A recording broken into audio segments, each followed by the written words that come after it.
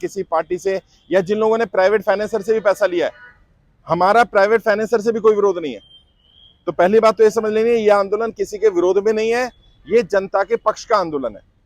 अब कर्जा माफी का नियम क्या होता है उसको समझो, सरकार क्यों कर्जा माफ करेगी और कर्जे की दलदल में लोग कैसे फंसते हैं और कैसे निकला जाएगा इससे। पहली बात, आप लोग कर्जे की दलदल में फंसे, इसके लिए आप अपने आप को दोषी मत दो, दोष मत ठहराओ। आप जिम्मेदार नहीं हैं, सरकार की गलत नीतियों के कारण लोग कर्जे की दलदल में फंसे हैं। और ऐसा नहीं है कि पहली बार लोग कर्जे में हैं। लोग मुझसे कहते हैं पहले भी तो लोग कर्जा लेते हैं। हाँ सही बात है, लोग पहले भी लेते थे, अब भी लेते हैं, आगे भी लेंगे। समस्या क्या आई है, पहले कमाई के साधन होते थे और क्योंकि कमाई के साधन होते थे तो लोग कर्जे की दलदल से बाहर निकल जाते थे, कर्जा चुका देते थे। अभी ज्यादातर लोगों ने बताया जो पहला झटका लगा 2016 में नोटबंदी के रूप में लगाया गया, कहते इतना गहरा झटका लगा कि हम उसे झेल नहीं पाए, फिर भी हमने प्रयास किया और हम उससे उबर गए। जैसे थोड़े उबरे थे, जीएसटी लगा दिया गया, जीएसटी से बड़े व्यापारियों को तो लाभ हो गया, छोटे व्यापारी तबाह हो गए। उस झटके को भी झेल गए लोग, लेकिन एक जो तीसरा झटका लगाया गया वो लॉकडाउन के रूप में लगाया गया, उसके बाद लोग उबर नहीं पाए। यहां भी बहुत सारे लोग होंगे जो बताएंगे असली समस्या जो आई वो लॉकडाउन के बाद ही आई। और सरकार के मंत्री क्या कह रहे हैं, मैं नाम नहीं लूंगा किसी का, लेकिन वो क्या कह रहे हैं, वो कह रहे हैं लॉकडाउन से भारत की इकोनॉमी पर कोई फर्क ही नहीं पड़ा। मुझे समझ में नहीं आता ये लोग जाते कहां रहते हैं, जनता के बीच में जाते क्यों नहीं है। व्यापारियों से अगर बात कर लो, किसी भी मार्केट में, उदयपुर के किसी मार्केट में चले जाओ और व्यापारियों से पूछ लो भैया 5 साल में व्यापार कितना बढ़ा है क्या व्यापार? घटा है, 10% भी नहीं रहा। कल हम लोग जब जालौर में थे वहां पर लोगों से, व्यापारियों से बात करी, उससे पहले हम लोग जयपुर में मिले लोगों से, उससे पहले हम लोग अलग अलग जगह मिल रहे हैं, अलग अलग राज्यों में मैं जा रहा हूं, लोगों से मुलाकात कर रहा हूं। ज्यादातर लोगों ने बताया कि आज व्यापार 10% भी नहीं रहा है, व्यापार कम होता जा रहा है, कमाई के साधन नहीं है, इसलिए लोग कर्जे की दलदल में फंस रहे हैं। अब आपको मदद मिलेगी कैसे राहत मिलेगी? बड़े बड़े अमीरों का, उद्योगपतियों का लाखों करोड़ रुपया सरकार क्यों अंडर राइट कर देती है, क्यों राइट ऑफ कर देती है, उन्हें मदद क्यों मिल जाती है? क्योंकि उनके बारे में सरकार के पास जानकारी होती है। आम इंसान की जानकारी सरकार के पास होती नहीं। उनकी जानकारी सरकार के पास कैसे होती है? अलग अलग संस्थाएं हैं जो उनकी जानकारी देते रहते हैं, वो लोग जो लोन लेते हैं उसकी जानकारी सरकार को समय समय पर देते रहते हैं। अब उदयपुर में किसी व्यापारी का 1 करोड़, 2 करोड़, 5 करोड़ का व्यापार चल रहा है और वो कर्जे में फंस गया, ये कैसे पता चलेगा सरकार को? यार सरकार को सपना थोड़ी आएगा। तो हमें क्या करना है, हमें आपकी जानकारी सरकार तक पहुंचानी है। पहला काम यही है, वो मैं कर रहा हूं। आप लोगों के फॉर्म भर करके सरकार को जानकारी दी जा रही है, वित्त मंत्रालय को भी जानकारी दी गई, पीएमओ को भी जानकारी दी गई, सभी मंत्रालयों में जानकारी दी जा रही है। दूसरा, बड़े बड़े उद्योगपतियों को राहत क्यों मिल जाती है? क्योंकि वो मांग करते हैं, आम इंसान मांग ही नहीं करता। बहुत सारे लोग कह रहे हैं सर कैसे सरकार कर्जा माफ कर देगी, क्यों कर देगी? अरे मांगो तो सही, कर देगी ठीक है, नहीं करेगी तो कोई बात नहीं है, कौन सा कुछ हो जाएगा। मांगेंगे तो 2 विकल्प हैं, हो सकता है हम सफल हो जाएं, हो सकता है हम सफल ना हो, लेकिन नहीं मांगेंगे तो एक ही विकल्प है, हम सफल नहीं होंगे। प्रयास करने में कोई बुराई नहीं, हमें प्रयास करना चाहिए। वही प्रयास मैं कर रहा हूं, लोगों को जानकारी देने का, ताकि लोगों को पता चले कि हाँ सरकार ऐसा कर सकती है। साथियों, सच्चाई ये है, एक माँ भी अपने बच्चे को तब तक दूध नहीं पिलाती है जब तक वो बच्चा रोता नहीं है। सरकार तो माई बाप है भाई, सरकार को सपना नहीं आएगा। तो सरकार से हम मांग कर रहे हैं, और हमारी क्या मांग है? पहली मांग, जो लोग सरकार की गलत नीतियों के कारण कर्जे की दलदल में फंसे, नोटबंदी, जीएसटी, लॉकडाउन के कारण कर्जे की दलदल में फंसे, उन सबका कर्जा माफ होना चाहिए। जिनका सरकार कर्जा माफ नहीं कर सकती किसी भी कारण से, उन्हें कम से कम 2 वर्ष का समय दिया जाना चाहिए ताकि वो अपना कर्जा चुका सके। कोई पेनल्टी ना लगे, कोई सरचार्ज ना लगे, कोई इंटरेस्ट ना लगाया जाए। अगर 2 साल का समय मिल जाए तो बहुत सारे व्यापारियों का व्यापार ठीक हो जाएगा। आप में से भी जितने लोग हैं, ईमानदारी से बताओ, अगर 2 साल का समय मिल जाए तो चीजें ठीक हो जाएंगी कि नहीं हो जाएंगी? तो 2 साल का समय दिया जाना चाहिए। और वो लोग जो एक्सपायर हो गए, जिनका कमाने वाला ही नहीं बचा था, कम से उनका तो लोन माफ कर दो यार। घर में छोटे छोटे बच्चे हैं और बैंक उनको घर से बाहर निकाल रहा है।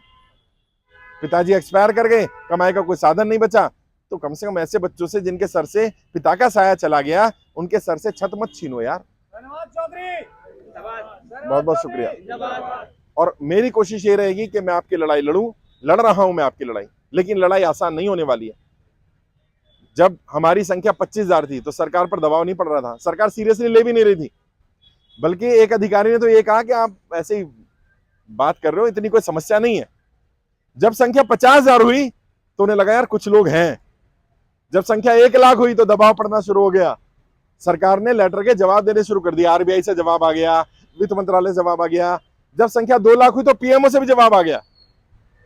अभी संख्या पता कितनी है? 3,70,000 लोग जुड़ चुके हैं। और सोचो जिस दिन ये संख्या 1 करोड़ हो जाएगी उस दिन क्या होगा? उस दिन यहां जहां मैं हूं ना, यहां सरकार आके खड़ी होगी, वो कहेगी भैया बताओ क्या करना है। समस्या क्या है? लोगों की जानकारी सरकार तक थी नहीं, और जिनकी जानकारी थी भी उनकी बहुत कम जानकारी थी। आप में से भी जितने लोग भी कर्जे की दलदल में फंसे, आपके ऊपर किसी तरह का भी कर्जा हो, गाड़ी का लोन है, एजुकेशन लोन है, हाउसिंग लोन है, आपने लोन साहूकार से लिया, रिश्तेदार से लिया, जानकार से लिया, सभी तरह का लोन माफ हो सकता है। और लोन माफी की प्रक्रिया भी समझ के जाओ। क्या प्रक्रिया होती है? मान लो आपने किसी रिश्तेदार से लोन लिया, 5 लाख 10 लाख रुपए ले लिया। अब उसने मजबूरी में आपकी मदद करी है ना, आपका लोन माफ हो जाए, उसका पैसा मर जाए, क्या उसका पैसा मर जाना चाहिए? उसको मिलना चाहिए ना भाई। नियम यही कहता है। नियम क्या कहता है? जिससे तुमने पैसा लिया होगा सरकार उसे भी बुला लेगी और तुम्हें भी बुला लेगी, दोनों को बिठा लिया जाएगा। भैया कितना लिया था? हो गया जी 5 लाख लिया था। हो गया कितना लिया था? 5 लाख दिया था। ठीक है, सरकार ने तुम्हारा लोन माफ कर दिया, उसके 5 लाख सरकार ने दे दिए। जैसे जब बैंकों का लोन माफ हुआ, किसानों का लोन माफ हुआ, तो सरकार ने क्या करा? बैंक को भी बुला लिया और किसान को भी बुला लिया। किसान का कितना लोन था? 2 लाख 4 लाख 5 लाख का।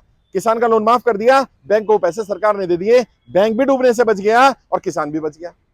तो लोन माफी का नियम यह होता है कि जिसने पैसा लिया और जिसने दिया, दोनों को बिठा करके सरकार मदद कर देती है। और आहिस्ता आहिस्ता अगर हम लोग साथ मिलकर के काम करेंगे, साथ मिलकर के लड़ाई लड़ेंगे, तो यकीन मानिए हम सफल हो जाएंगे। हमारी सफलता के लिए सबसे जरूरी हमारा संगठित होना है। वो बचपन में कहानी सुनी थी ना, एक एक लकड़ी होगी, कोई भी तोड़ देगा उसको भाई, और लकड़ी का गट्ठर बन जाएगा तो कोई तोड़ नहीं पाएगा।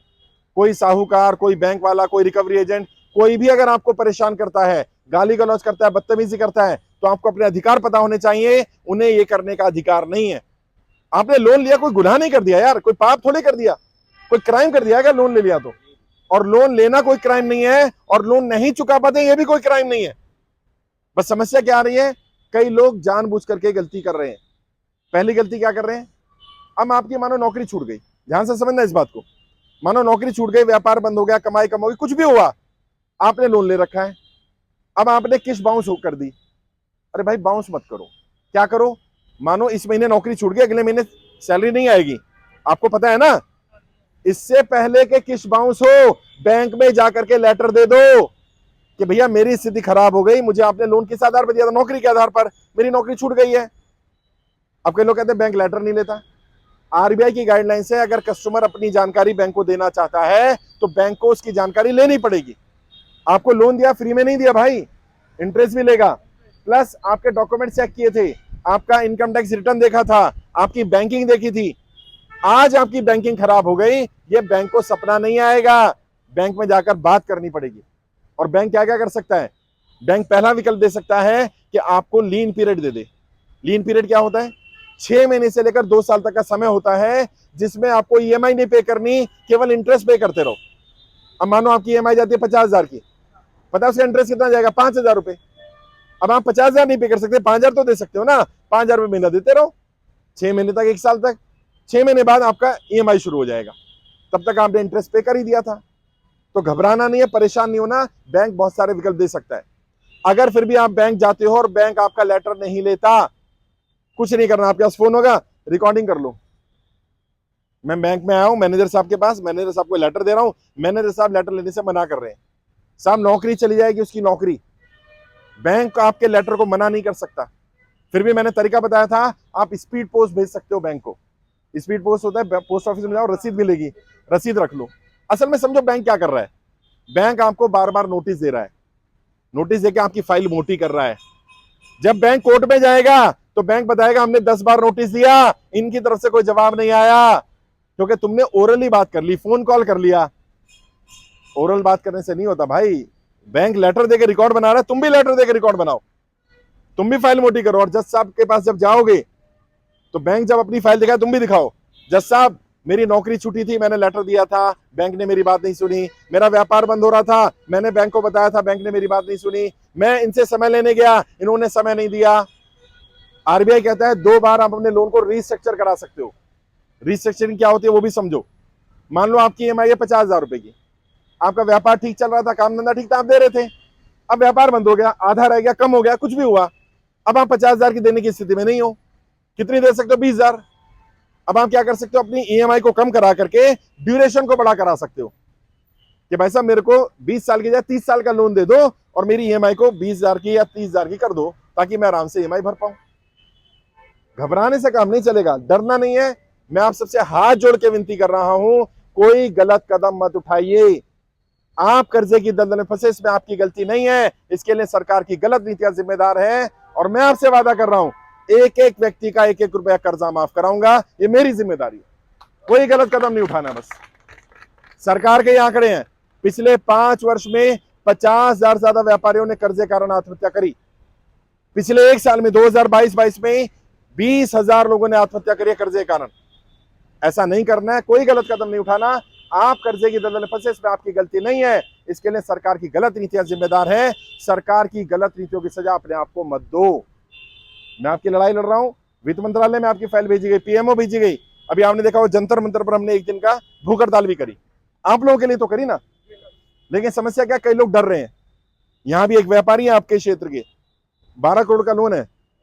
मैंने उनसे जब कहा, हमारी टीम ने बात करी कि आप आइए मिलने के लिए, वो कहते साहब मैं अकेले में मिलूंगा, यहाँ नहीं आऊंगा। क्यों नहीं आएंगे? सब जानते हैं मुझे, कहीं ऐसा ना हो मेरी बदनामी हो जाए। और भाई जब प्रॉपर्टी बैंक गिरवी कर देगा, नीलाम कर देगा, तब बदनामी नहीं होगी क्या?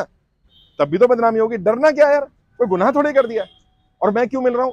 मैं होटल में रुका था, मैं बढ़िया होटल में मिल सकता था, इसलिए मिल रहा हूँ पब्लिक में। कोई ये ना कहे बंद कमरे में पता नहीं क्या बात करके गया है, मैं पब्लिकली बात कर रहा हूँ, इसलिए रिकॉर्ड कराता हूँ, ताकि कोई ये ना कहे कि कोई गलत बात बोली। बैंक वाले कह रहे हैं आप बोल रहे हो लोगों को ईएमआई मत दो, मैंने ऐसा नहीं कहा, कभी कहा मैंने ईएमआई मत दो। मैं क्या कह रहा हूं, ईएमआई अगर भर सकते हो तो भरते रहो, अगर पूरी ईएमआई नहीं भर सकते तो पार्ट पेमेंट डाल दो। किसमें? लोन अकाउंट में। मानो आपकी ईएमआई जाती है 20,000 की, अब आपके आ गई 10 तारीख ईएमआई की, आपके पास 20,000 नहीं 15,000 है, क्या करो? 15,000 ईएमआई के अकाउंट में, बैंक लोन अकाउंट में डाल दो। बैंक अकाउंट में नहीं, लोन अकाउंट में। 2 अकाउंट होते हमारे, एक बैंक अकाउंट, एक लोन अकाउंट। लोन अकाउंट में 15,000 डाल दो। अब क्या होगा? 5,000 रुपए कम होगा, लेकिन जमा हो गया आपका अकाउंट एनपीए नहीं होगा। खासकर से वो लोग ध्यान से सुने जिनकी प्रॉपर्टी मॉर्गेज है, जिनका गाड़ी का लोन है, जिनका घर दफ्तर कोई गिरवी रखा हुआ है। अगर आप थोड़ा बहुत भी भरते रहोगे तो बैंक को लगेगा आप जेन्युइन हो। भाई आपकी स्थिति खराब हुई है ना, ईएमआई पूरी नहीं भर सकते, कुछ तो भर सकते हो। मैं कहता हूं 50,000 की ईएमआई में 10,000 रुपए तो डाल सकते हो यार। इससे मैसेज क्या जाएगा? आप विलफुल डिफॉल्टर नहीं हो। कई लोग मुझे कह रहे हैं आप तो डिफॉल्टरों का साथ दे रहे हो, बेईमानों का साथ दे रहे हो। मैं बताऊं, मेरे मिशन में जो 3,70,000 लोग जुड़े, एक भी व्यक्ति डिफॉल्टर नहीं है साहब। और मैं आपसे से पूछना चाहता हूं, क्या पैसा मारना चाहते हो? देना चाहते हो ना? बस समय मिल जाए या स्थिति ठीक कर दो, यही तो। एक भी डिफॉल्टर नहीं मिला मुझे भाई। लोग जिसे डिफॉल्ट, अभी बात करता हूं, जो डिफॉल्टर बोल रहे हैं ना कि डिफॉल्टरों का साथ दे रहे हो, ये दे रहे हो, डिफॉल्टर तो वो है जो हजारों करोड़ लेके भाग गया। डिफॉल्टर तो वो है जिसका लाखों करोड़ तुमने माफ कर दिया। ये डिफॉल्टर लग रहे हैं तुम्हें? और कितना लोन होगा? यहाँ कोई ऐसा है जिसका 100 करोड़ का लोन है? एक भी बंदा बताओ है तो? एक भी नहीं मिलेगा यार। कितना होगा? 10 लाख, 20 लाख, 50 लाख, 1 करोड़, 2 करोड़, 5 करोड़, इसी रेंज के लोग आ रहे हैं। जितने लोग हमारे साथ जुड़े ना, अगर सबका लोन भी माफ कर दिया जाए तो भी सरकार ने जितना 5 साल में लोगों का माफ किया उससे कम ही बनेगा। समस्या क्या है? लोग कह रहे हैं आप बेईमानों का साथ दे रहे हो, डिफॉल्टर का साथ दे रहे हो। भाई बेईमान नहीं है ये लोग, नोटबंदी, जीएसटी, लॉकडाउन के मारे हैं ये लोग। ये लोग मेहनती लोग हैं, ये लोग सरकार को जीएसटी देते हैं, टैक्स देते हैं, आगे भी देंगे, क्योंकि स्थिति ठीक नहीं है आज, और स्थिति ठीक हो सकती है। मैंने कहा समय होता है, कभी कभी समय खराब रहता है, 2 साल, 5 साल, 10 साल में समय ठीक हो जाएगा, घबराना नहीं है। और मैं आपके बीच में क्यों आया वो भी बता देना चाहता हूँ। आपके बुलावे पे मैं आज आपके शहर आ गया, मैं गली गली शहर शहर घूम रहा हूँ। कारण क्या है? कोई ये ना कह दे कि इस व्यक्ति ने कहा था आऊंगा और नहीं आया। मैं आपके बुलावे पे आपके शहर आ गया, कल हो सकता है मुझे तुम्हें दिल्ली बुलाना पड़े तुम्हारी लड़ाई के लिए, तो आना पड़ेगा भाई। आएंगे? तैयार है दिल्ली आने के लिए? कितने लोग तैयार है? हाथ खड़े करो। अरे वाह, सरकार के लोग देख लें, अगर इतने लोग दिल्ली आ गए ना एक एक शहर से। किसान बैठ गए थे, 1 लाख ही किसान थे साहब, सरकार को झुकना पड़ गया। अभी तो हम 3,70,000 हो गए और हमारी आबादी तेजी से बढ़ रही है। और मैंने कहा हमारी किसी नेता, किसी पार्टी से लड़ाई नहीं है, हमारा तो एक ही बात है, एक ही कहना है, जो जनता का कर्जा माफ करेगा हम उसका साथ देंगे, और जो जनता का कर्जा माफ नहीं करेगा हम उसका साथ नहीं देंगे। बस इस बात को समझ लेना। इसीलिए देश के सभी सांसदों को भी पत्र भेजे गए। आपके उदयपुर के सांसद को भेजा गया। कौन है सांसद यहाँ पे? हैं? मीना साहब, उनको भी भेजा गया पत्र, जवाब नहीं आया अभी। जो भी जवाब आएगा वो यहाँ पोस्टर लगा देंगे पूरे उदयपुर में कि सांसद साहब कह रहे हैं जनता कर्जा माफ होना चाहिए, मैं उनके साथ हूं। और अगर कहेंगे नहीं होना चाहिए तो भी बता देंगे सांसद जी मना कर रहे हैं, भाई अब तुम देख लो तुम्हें क्या करना है। हमारी किसी पार्टी किसी नेता से लड़ाई नहीं है। कई लोग कह रहे हैं आप तो बीजेपी का विरोध कर रहे हो। अरे भाई सरकार बीजेपी की है, मैं क्या करूं? और मैं तो कहता हूं नरेंद्र मोदी जी सबसे पहले भारतीय जनता पार्टी के समर्थकों का कर्जा माफ कर दो।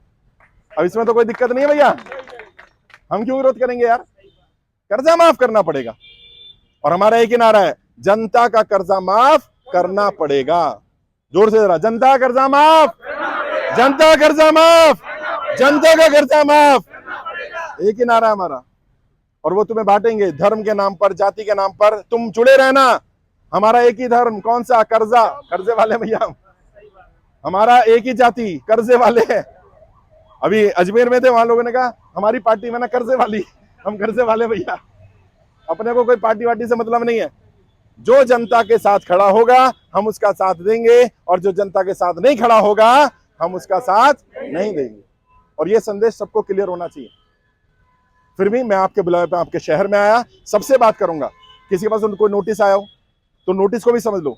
3 तरह के नोटिस होते हैं, एक बैंक का नोटिस होता है, एक वकील का नोटिस होता है, कोर्ट का नोटिस होता है।